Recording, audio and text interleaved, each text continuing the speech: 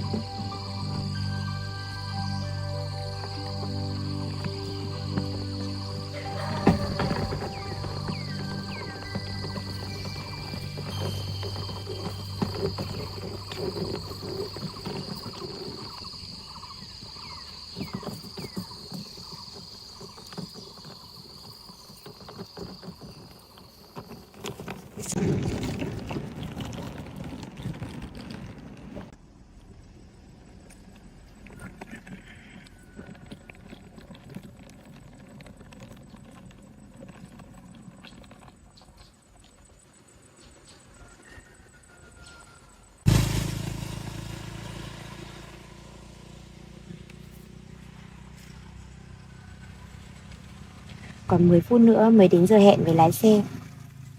Chắc mình đến sớm quá. Giờ mình phải đến đây đợi lái xe một lúc.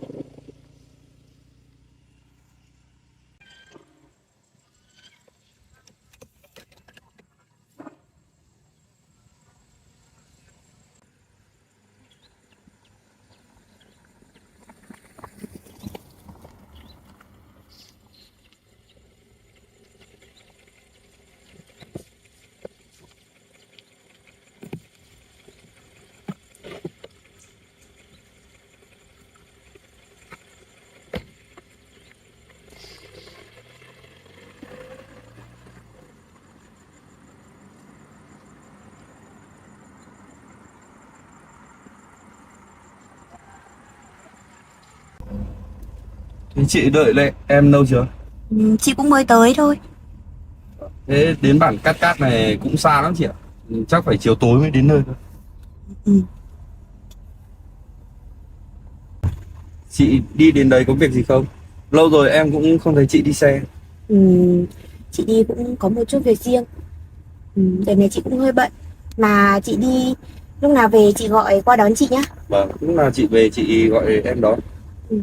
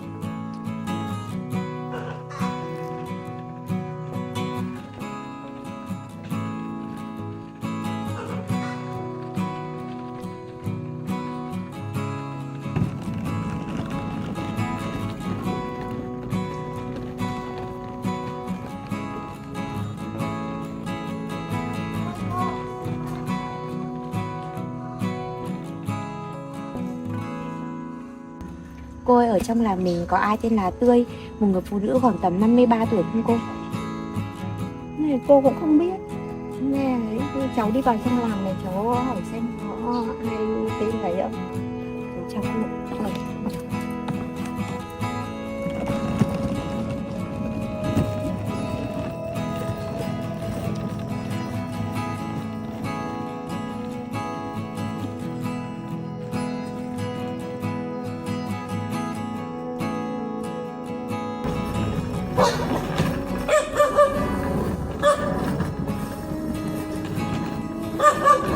Chào bác.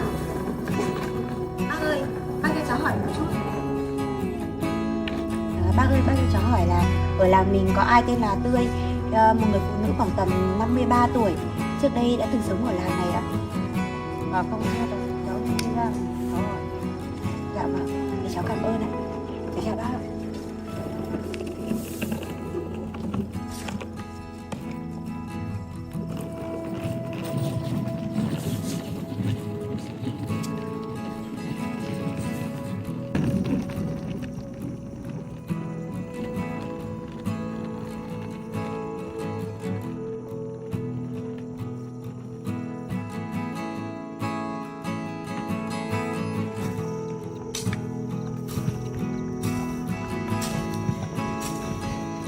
Cháu chào cô ạ. Cháu muốn hỏi về một người phụ nữ tên là Tươi, bà ấy 53 tuổi. Ngày trước từng sống ở làng này đấy cô ạ. Tươi á, ở làng này nhiều Tươi lắm, cháu muốn hỏi Tươi nào đấy. Dạ, cháu chỉ biết thông tin là bà ấy tên là Tươi thôi. Ngày xưa bà ấy bị lạc mất một người con. Có người phụ nữ tên là Tươi bị thất lạc con. Nhưng mà bây giờ chị ấy không ở đây đâu, nhà chị ở tít đằng góc đằng nhà kia kìa. Dạ vâng. Thì cháu cảm ơn cô ạ. Cháu chào cô. Cháu nhé.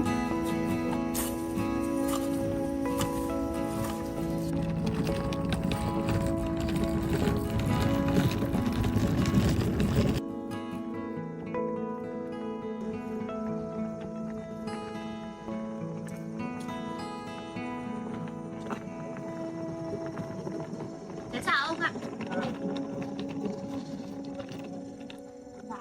Cháu là ai vậy? Cháu muốn hỏi gì?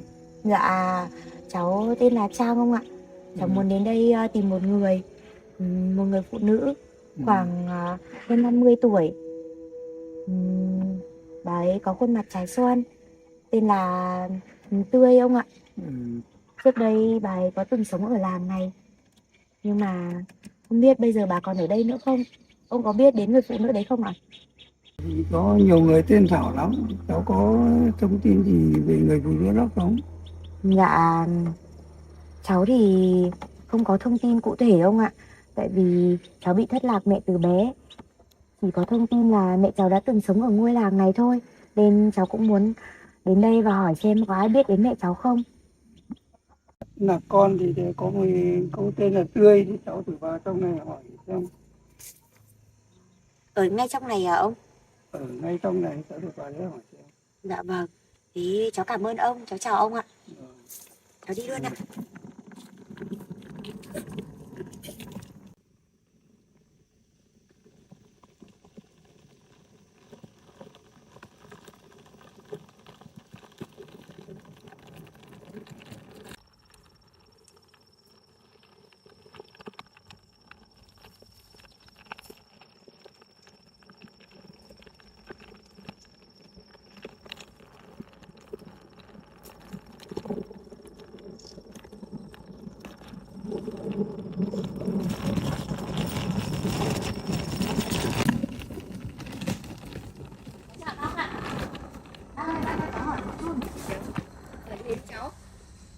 Dạ, cháu muốn hỏi về một người phụ nữ tên là Tươi khoảng 53 tuổi ạ, từng sống ở ngôi làng này.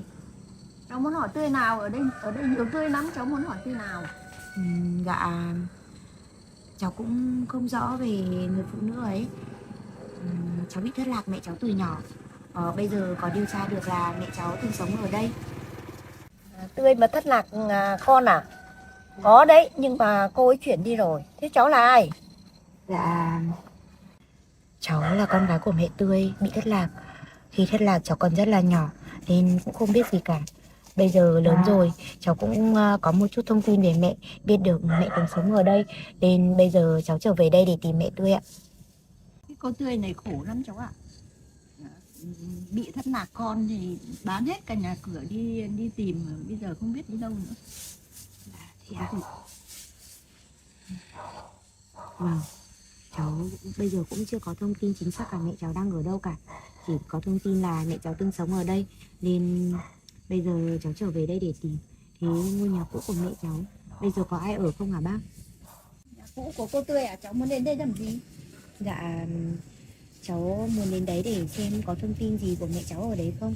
Hỏi xem có ai biết gì về mẹ cháu không bà ạ. Thế, nhà cô cũng ở gần đây, nếu cháu muốn đến thì bà tiện đường về bà đưa đi. Dạ vâng, thế bác đưa cháu đến đấy với ạ.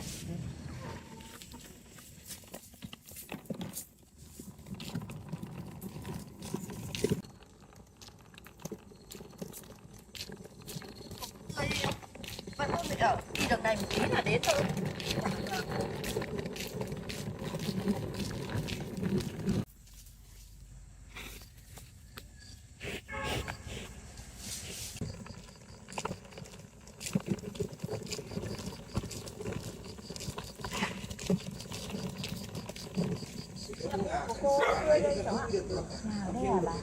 Có cô Như sống gần đây, cháu cứ vào đấy hỏi xem nhé.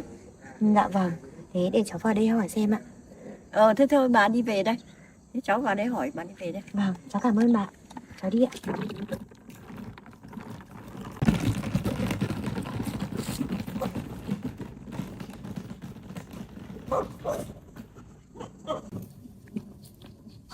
Cô Như ơi! Cô Như!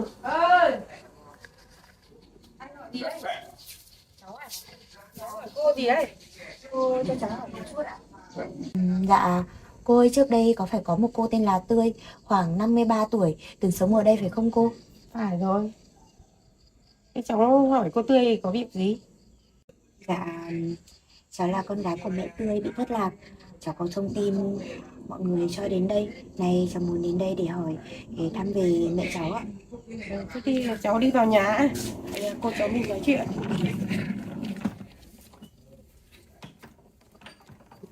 Cháu vào đây ngồi nhé. Dạ, Ngồi đây.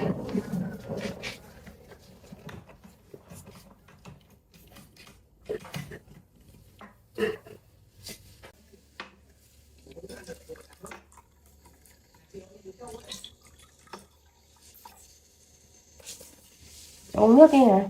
dạ cháu xin. Thế cháu sao lại tìm được đến đây?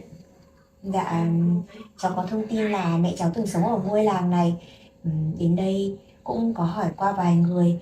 May là có một bác đấy đã biết mẹ cháu từng sống ở ngôi nhà này nên đưa cháu đến nhà này cô ạ. Nhà này đúng là nhà của cô Tươi bán cho cô thật. Cô ấy gấp đi tìm con gì. Thế là cô bán cho cô lâu rồi. Cô ơi, vậy khi bán nhà cho cô Tươi có nói là cô Tươi đi tìm con ở đâu không ạ? Cô không nghe thấy cô Tươi bảo đi tìm ở đâu, mà chỉ biết cô là bán nhà để lấy tiền đi tìm con, đã thất lạc từ lâu rồi đó ạ.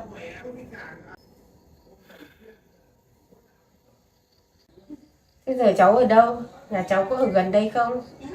Dạ, nhà cháu ở đây cách đây xa lắm cô ạ. Thế cháu đi bằng gì đến đây? Dạ, cháu đi ô tô đến đây cô ạ. Ô tô để cháu ở cổng làng, xong cháu đi bộ vào.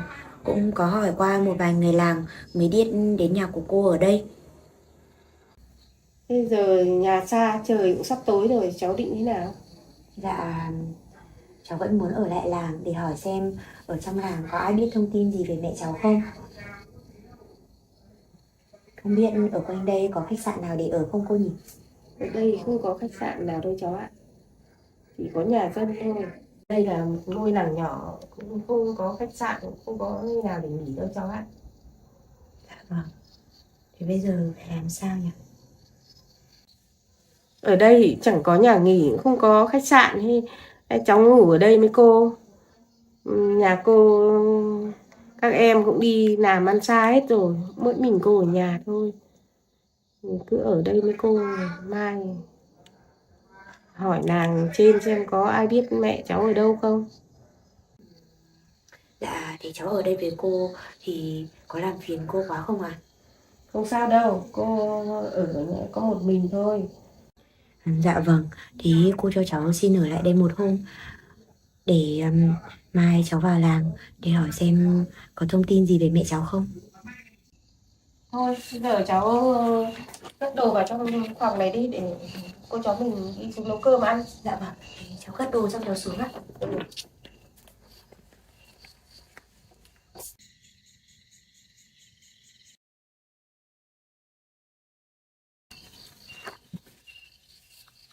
Rau này của nhà cô tự trồng ạ?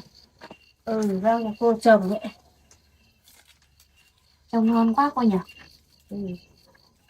Cô trồng nhiều khi cô ăn hết thì đi bán Dạ. cho quanh làng.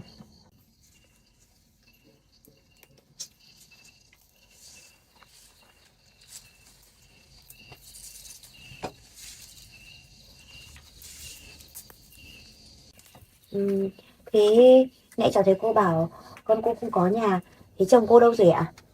Chồng cô với con cô đều đi làm xa cả rồi. Mỗi mình cô ở nhà thôi. Vâng. Cô ở nhà làm vườn cược, cấy hái ruộng thôi. Dạ. Thế nhà cô có mấy người con ạ? Nhà cô có 2 người con, một trai một gái, nhưng đi làm ăn cả. Dạ. Thế cháu giờ ở với ai? Dạ, trước đây cháu sống với mẹ nuôi ở nước ngoài. Bây giờ cháu đã về đây sống một mình rồi cô ạ.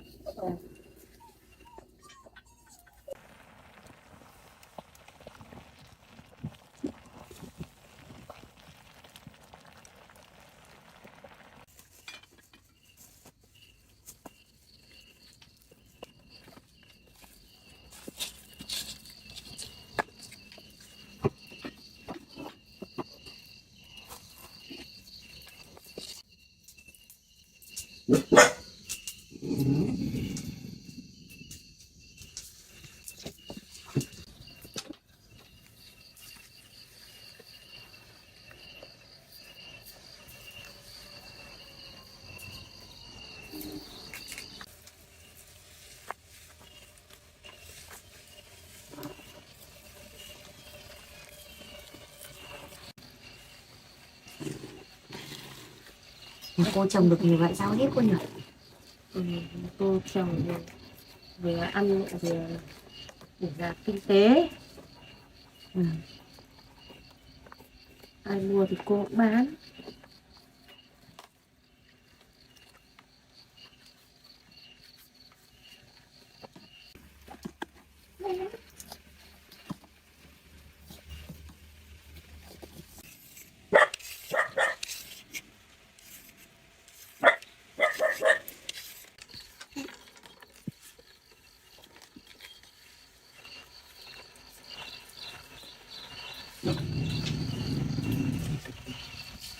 Nhà xong rồi cháu đi ra ngoài rửa rau cô ạ. Ra để cho cô.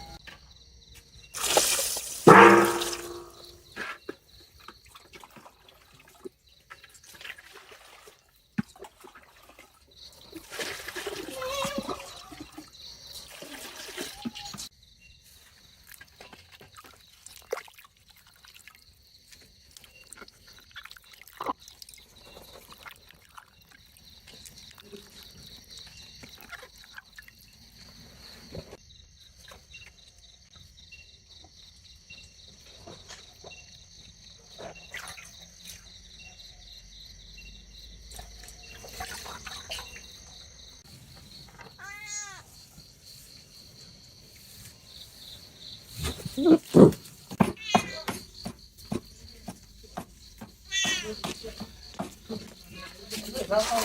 có rửa xong đâu rồi cô ạ.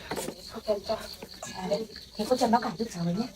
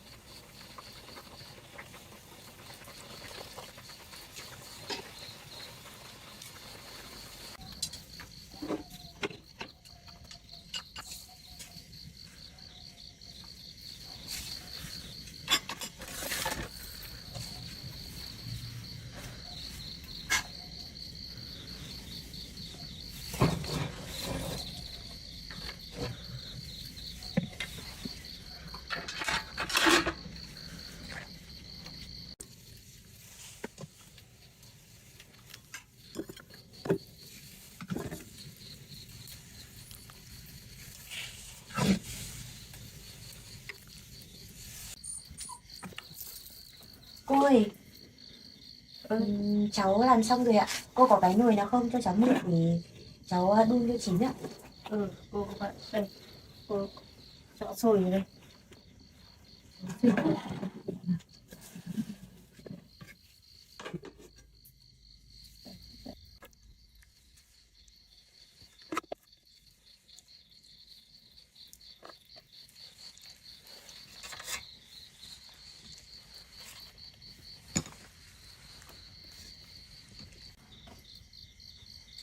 Cô ơi, cháu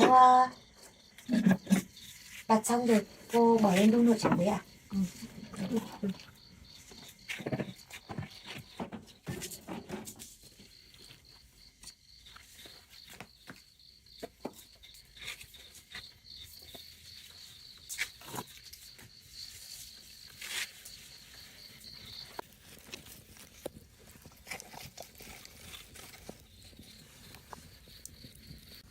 Đi rau bắp cải này, cuốn này sôi phải một lúc nữa mới chín cháu ạ. Dạ vâng. Rau cải này làm hơi cầu kỳ nhưng được cái ăn ngon cô nhỉ. Mà mùa đông này thì mình ngồi bếp lửa này thì ấm quá. Ở cô thì mùa đông thì cứ thường thường là đốt bếp củi cho ấm. Vâng. Mọi người ở nhà hết thì quây quần hết trong bếp. Thế hiện tại giờ cháu ở đâu? Dạ hiện tại cháu đang ở Bản Sao, huyện Hàm Yên, tỉnh Tuyên Quang. Cách đây cũng khoảng tầm hơn 300 cây cô ạ. Cũng xa nhỉ. Đi từ đấy sang đây rồi bao nhiêu tiền đất rồi. Thế cháu đi tìm mẹ cháu lâu chưa? Dạ cháu tìm mẹ cháu cũng một thời gian khá là lâu rồi. Từ lúc có ký ức, mẹ nuôi của cháu cũng nói cháu là con nuôi, nên có một chút thông tin của mẹ đẻ cháu là cháu đã tìm mẹ ruột rồi. Thôi cháu cũng phải buồn đâu. Hai mẹ con cháu đều đi tìm nhau rồi sẽ có ngày gặp lại nhau thôi. Thì cháu cứ để cái thông tin ở đây cho cô, xong khi nào mẹ cháu quay lại thì biết đâu lại có cái thông tin đấy để mà tìm được cháu. Dạ vâng. Cháu sẽ để thông tin ở đây. Nếu mà mẹ cháu có quay lại đây tìm, cô đưa cho mẹ cháu thông tin của cháu với nhé. Mai cháu cứ đi quanh làng này hỏi những người già xem họ có biết thông tin của mẹ cháu ở đâu không. Thì mẹ con tìm nhau dễ hơn. Vâng. Cháu cũng rất mong là ai đó có thông tin của mẹ cháu để cháu có thể tìm thấy mẹ ruột của mình. Thật sự là cháu rất mong là tìm được mẹ.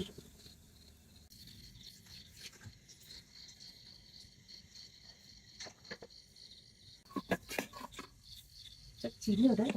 Cô bỏ ra cho cháu mình. Vâng.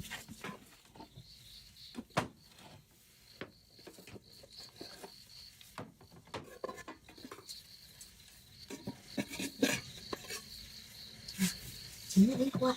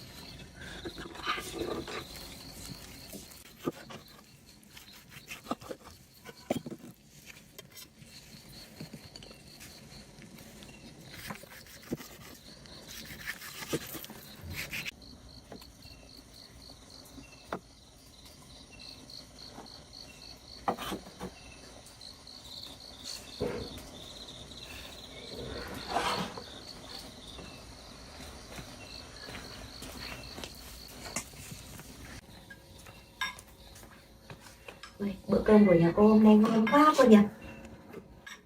Con cháu thì Cháu xin.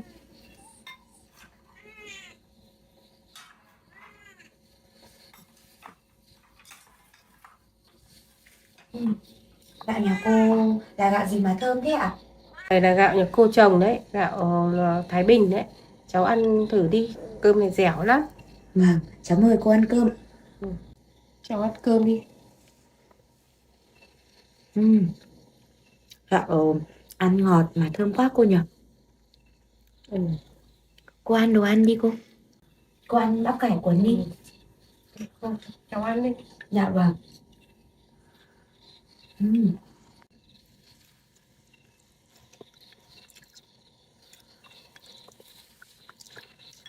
Bắp cải này cháu làm vừa lắm.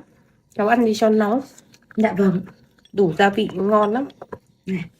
Cháu ăn đi. Vâng ạ.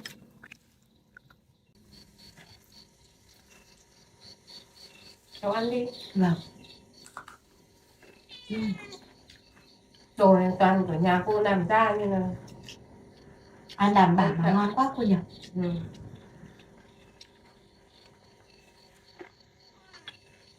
Này, cháu ăn thử đỗ của cô đi. Cháu xin. Đúng là lúa của nhà chồng có khác. Ăn nó ngọt quá cô nhỉ? Nhà chồng ăn được ngon hơn.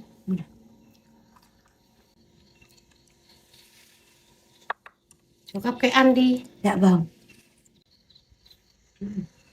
Món canh trứng gà chua của cô nó ngon quá cô ạ. Ngon thì cháu ăn nhiều vào. Dạ vâng. Cháu đến đây đã ở nhờ nhà cô rồi, lại còn phiền cô quá nhỉ? Không sao đâu cháu ạ. Lâu lắm rồi, hôm nay cháu về đây là ăn cơm với cô là vui lắm. Dạ. Vâng.